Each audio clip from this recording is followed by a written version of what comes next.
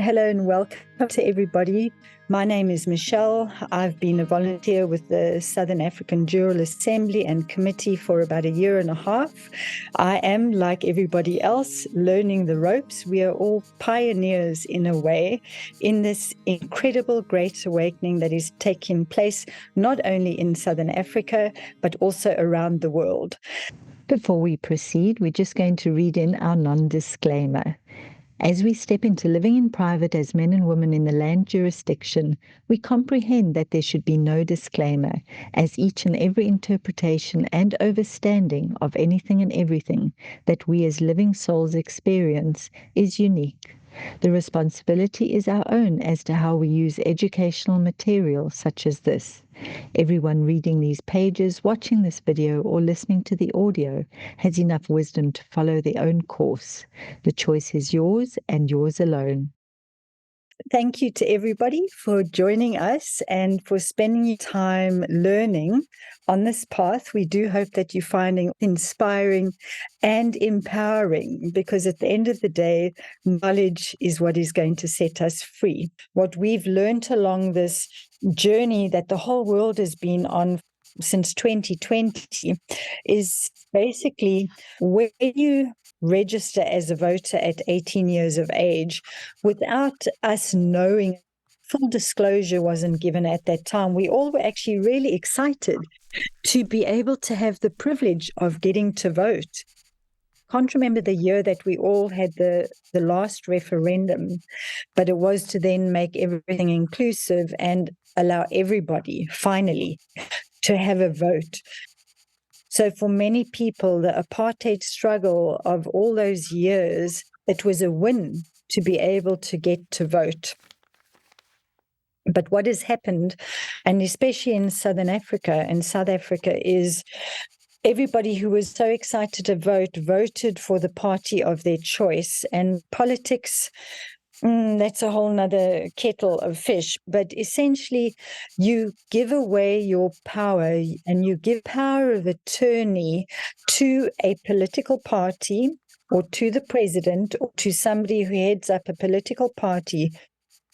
You give power of attorney to those people to make decisions for you, on your behalf, for your community, for the country, and to directly affect and impact you and your family, your children. Now, I think we all had rose-colored glasses when 94 and 95 happened. We were all very excited by the Rainbow Nation, and most of us, myself included, were fast asleep. Deals were done in the background. I don't know all the details of all of these, but basically South Africa landed up becoming part of a bigger international corporation and structure, and the interests of the people were no longer front and center.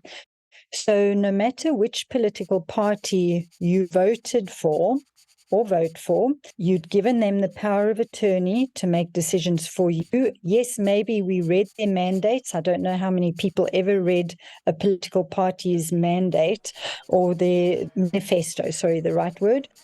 Most people didn't read them, but we got to hear from media and the news what they stood for and what their goals and intentions were and what they committed to doing for the country and people. So we trusted that process and we voted. However, in the background, all the different machines that were turning, such as the birth certificate fraud and all the other stuff that was happened. Governments turned to corporate structures. They were incorporated not only in South Africa, but around the world. Municipalities became incorporated.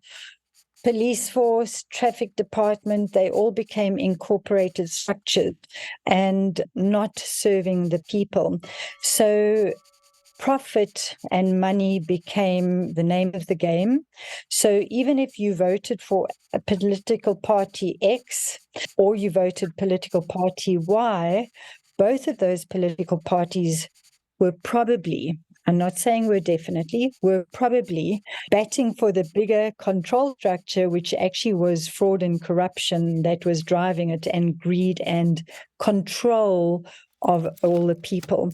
So over the last 3 years, since 2020, many of our South African fellows, our brothers and sisters, and people around the world realized that the political parties that they had such strong feelings for were actually not serving them and not serving the people. But in fact, the governments around the world had turned against the people and started laying down statutes and acts and policies that they were trying to enforce on the people that were actually harming the people.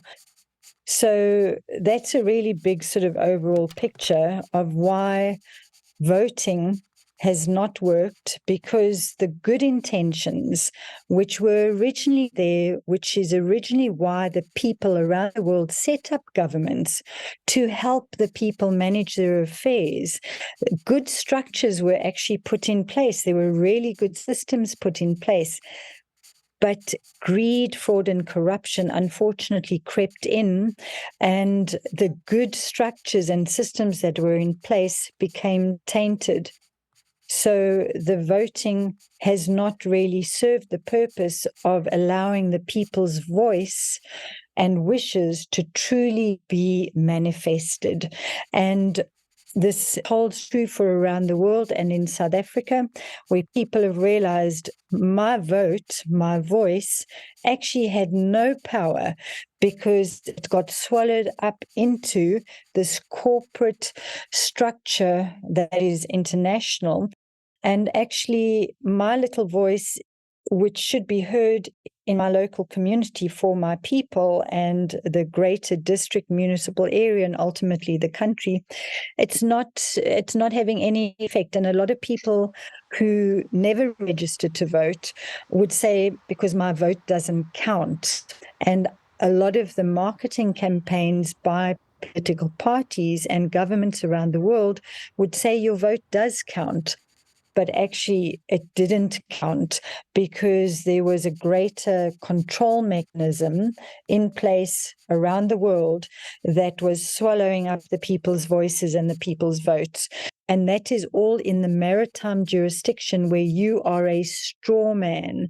So if you look on your ID book or your ID card, you look on the voter's roll, you will see you are capitalized, you are straw man, you are a dead entity. That's what you're classified as. So that is the incorrect status to be in.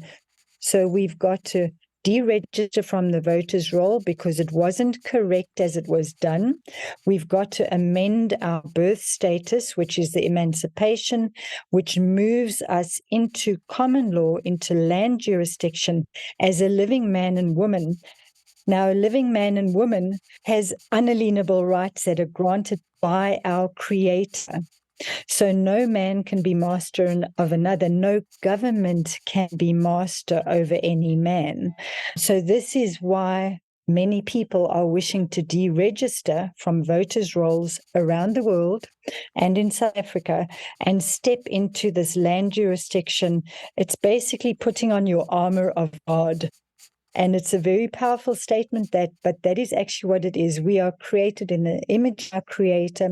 We have unalienable rights that are granted by our Creator, natural laws, and the fraudulent system that crept in because we were all fast asleep. We never read the RDP, the Reconstruction Development Policy Framework that was put in place in 94. None of us read it, where it described that common law should be developed for South Africa and that the people should govern. Ultimately, it should be handed across to the people for governing. Everybody around the world is being courageous, realizing these things that have happened and are amending their status and coming home to the land.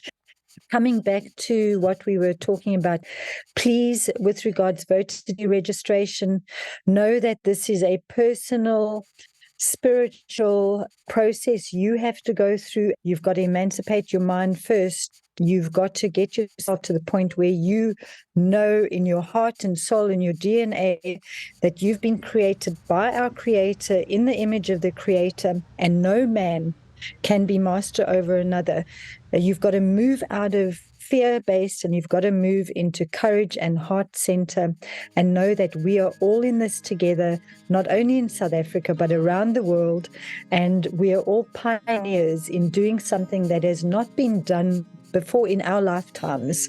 A long time ago, people lived in common law naturally. But in our lifetimes and our grandparents and parents, it was not the case. So we really are pioneering this together. So don't have fear. There's a big group of people here that are loving and supportive. There's a great community that is being formed. And together we really are making a massive positive change in this world.